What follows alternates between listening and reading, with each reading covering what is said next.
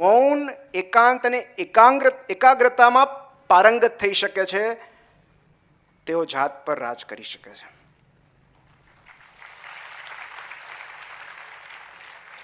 એકાંત એટલા માટે બીકોઝ સોલિટ્યુડ ઇઝ ઇન્ડિપેન્ડન્સ. આ જગતની સૌથી મોટી સ્વતંત્રતા આપણું એકાંત માણી શકવું એ છે. કોઈની જરૂર ન પડે. કોઈ બોલાવે ન બોલાવે, પાર્ટીમાં ઇન્વાઇટ કરે ન કરે, ફ્રેન્ડ રિક્વેસ્ટ મોકલે ન મોકલે, બ્લૂટિક પછી જવાબ આપે કે ન આપે. એક બહુ સરસ કોટ છે કે if you are lonely when you are alone, you are in a bad company. જ્યારે તમે એકલા હો, જ્યારે તમે એકાંતમાં હો ને તમે એકલા હો, એનો મતલબ એમ કે તમારી સંગત બરાબર નથી. તો સોલિટ્યુડ ઇઝ ઇન્ડિપેન્ડન્સ. જ્યારે તમે સ્વ સાથેનો સંવાદ, આત્મસંવાદ તમે માણી શકો, તમારી પોતાની હાજરીને માણી શકો, કોઈ બોલાવે કે ના બોલાવે, એ ખરી સ્વતંત્રતા છે. અને મૌન માટે તો એક આધ્યાત્મિક ગુરુ છે જમૈકાના, મુજી, એનું એક બહુ સરસ કોટ છે કે if you can bear your own silence, you are free. જો તમે તમારું મૌન સહન કરી શકો તો તમે મુક્તિની નજીક છો.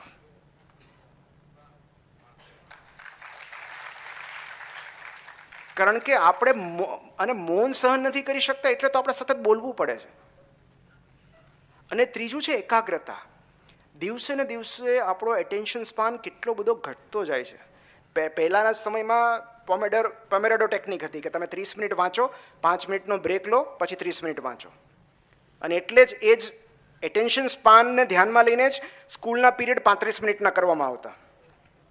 અને હવે સ્થિતિ એ છે કે 1 મિનિટનું રીલ પણ આપણે 15 સેકન્ડથી વધારે જોતા નથી. સો ધીરે ધીરે ધીરે આપણો એટેન્શન સ્પાન એટલો બધો ઘટી રહ્યો છે, જે આપણા મન માટે, મગજ માટે સૌથી વધારે ભયજનક ચિહ્ન છે.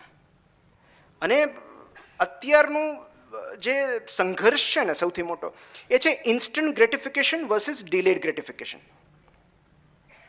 આ સૌથી મોટી લડાઈ આ છે. કારણ કે અત્યારે સૌથી મોટું જે એડિક્શન છે એ છે ઇન્સ્ટન્ટ ગ્રેટિફિકેશનનું. દરેક આનંદ તાત્કાલિક જોઈએ છે, દરેક રિવોર્ડ તાત્કાલિક જોઈએ છે. મતલબ પિક્ચર મૂક્યું, ઇમિડિયેટલી લાઇક્સ આવી, મેસેજ કર્યો, બ્લુ ટિક થઈ, તરત રિપ્લાય આવ્યો. ફૂડ ઓર્ડર કર્યું, તમને પેલો સ્કૂટર બતાવે છે ક્યાં પહોંચ્યું. એમેઝોન પર તો કે પ્રીમિયમ 2 દિવસમાં મોકલી દેશું, એમેઝોન પ્રાઇમ. અને એક સમય હતો કે આપણે કાગળ લખ્યા પછી 7 દિવસ સુધી રાહ જોતા કે આવશે જવાબ. હવે તો બ્લુ ટિકના 15 મિનિટ પછી જવાબ નહીં આવે તો લોકો ડિપ્રેશનમાં ચાલ્યા જાય છે. તો જે ડિલેડ ગ્રેટિફિકેશન છે, દિવસો સુધી, મહિનાઓ સુધી, વર્ષો સુધી રિઝલ્ટ મેળવ્યા વગર મહેનત કરવી કે મહિનાઓ પછી, વર્ષો પછી પરિણામ મળશે, એ ધીરજ આપણામાં રહી જ નથી. અને માટે હું તો હંમેશા કહું છું કે રિયલ સક્સેસ ઇઝ ઓફલાઈન. તમારા 1 મિલિયન ફોલોવર હોવાથી તમે સફળ નથી. સફળતાનો ખરો માપદંડ તમારા ઓફલાઈન વિશ્વમાં છે. તમે લોકોને કેટલો પ્રેમ કરો છો, કેટલો આદર આપો છો, લોકો તમને કેટલું માન આપે છે. અને આપણે જ્યારે બધા પરીક્ષાઓ આપતા ત્યારે એ જે આનંદ હતો એ ડિલેડ ગ્રેટિફિકેશન હતો કે 12 મહિના વાંચીને પછી એક્ઝામ આપવા જતા. પણ એકવાર કોલેજ પત્યા પછી હવે તો બીજું કયું ડિલેડ ગ્રેટિફિકેશન છે તમે કહો? બધું તાત્કાલિક મળી જાય છે.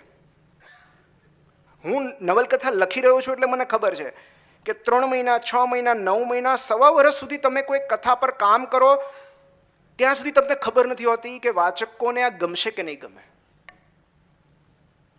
સો જે ડિલેડ ગ્રેટિફિકેશનને માસ્ટર કરી શકે છે એ ખરી સફળતા મેળવી શકે છે. અને આજે ધીરજ જે છે, મેં પહેલાં જ કીધું કે તમે બહુ ધીરજ રાખી, તો આ ધીરજ જે છે એ પુસ્તક વાંચનથી આવે છે. છેલ્લા 2-3 મુદ્દા હું તમને કહી દઉં કે આમ તો પુસ્તકો વાંચવાથી જીવનની બધી સમસ્યાઓ સોલ્વ થઈ જાય છે એવું તો નથી. પણ એટલીસ્ટ પુસ્તકો વાંચવાથી બિનજરૂરી નવી સમસ્યાઓ તો નથી જ ઉદ્ભવતી. કારણ કે જે સમય પુસ્તક વાંચવાને બદલે તમે બીજી કોઈ પ્રવૃત્તિમાં વ્યસ્ત હો છો, ત્યારે પુસ્તક ન વાંચીને તમે કેટલા કાંડ કરીને આવો છો. મતલબ 1 કલાક પુસ્તક વાંચવાને બદલે તમને ખુલ્લા છોડી દેવામાં આવે તો કાં તો તમે ક્યાંકથી હાર્ટબ્રેક કરાવીને આવી જાઓ, કાં તો ક્યાંકથી રિજેક્ટ થઈને આવી જાઓ, કાં તો કંઈક ખોટ કરીને આવી જાઓ એકાદા ધંધામાં. પણ આ બધી સાહસિક પ્રવૃત્તિઓ જરૂરી જ છે, પણ જે સમય દરમિયાન હું તમને એટલી ગેરંટી આપી શકું કે જે સમય દરમિયાન તમે કોઈ એક પુસ્તક હાથમાં પકડીને છાનામાના ખૂણામાં બેઠા છો, તમારા જીવનમાં નવી કોઈ સમસ્યાઓ નહીં ઉદ્ભવે. તો આપણા જીવનમાં ટોટલ ટ્રાન્સફોર્મેશનથી, સંપૂર્ણ પરિવર્તનથી આપણે બસ એક પુસ્તક જેટલા દૂર હોઈએ છીએ. Just 1 book away from total transformation. પણ એ એક પુસ્તક સુધી પહોંચતા આપણને કેટલા બધા પરિબળો અટકાવે છે. કેટલી 16 કે 20 OTT પ્લેટફોર્મ્સ છે. હવે એ બધાને એક પછી એક આપણે પારંગત કરતા જઈએ, ઠેકતા જઈએ, તો પછી સોશિયલ મીડિયા તો ઊભું જ હોય.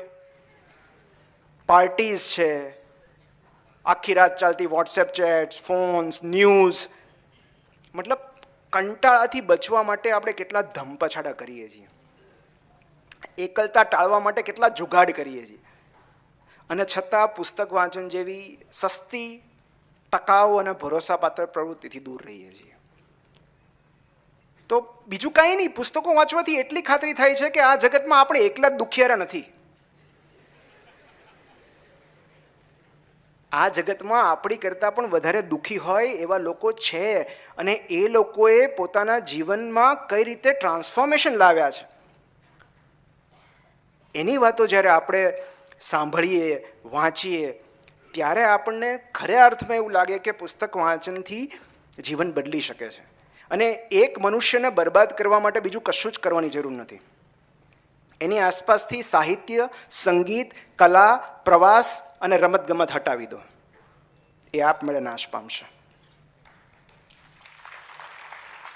કારણ કે એ પૈસા રળવાનું સાધન બનતો જશે, એ યંત્રવત બનતો જશે, એ રોકેટની જેમ ઉપર તરફ ગતિ કરશે, વિસ્તરી નહીં શકે. એ ઘણું બધું એકઠું કરશે, વહેંચી નહીં શકે. એ સ્પર્ધાત્મક બનશે, સહયોગાત્મક નહીં.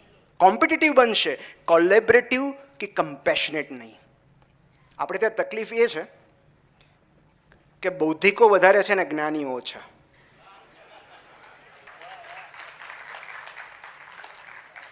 ઇન્ટેલિજન્સ વધારે છે પણ ઇન્ટેલેક્ટ ઓછી છે.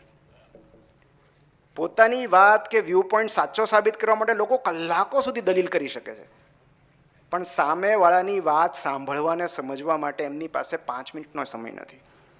અને માટે વધુ પડતી માહિતીનો અતિરેક માનસિકતાને ઈજાગ્રસ્ત કરે છે. અને એટલે જો માનસિકતાને બચાવવી હશે તો સમયસર માહિતીના જગતમાંથી વિદાય લઈ અને અનુભૂતિના જગતમાં પ્રવેશ કરવો પડશે.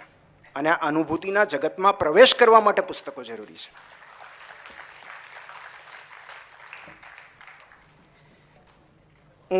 મારે એવો પ્લાન હતો કે જો મારી પાસે થોડો સમય હોય તો હું તમને એ 5 પુસ્તકો કહું જેણે મારું જીવન બદલ્યું છે. તો આ બધી હું ડાઈ વાતો કરું છું, પણ 2019 સુધી મને કહેવામાં બિલકુલ શરમ નથી કે મારું વાંચન બહુ મર્યાદિત હતું. મતલબ જો તમે તમારી ભૂતપૂર્વ જાતને ઇડિયટ ન કહી શકતા હો, જો તમે તમારી ભૂતપૂર્વ જાતને ઇડિયટ ન કહી શકતા હો તો એનો અર્થ એમ કે તમે હજુ પણ ઇડિયટ છો.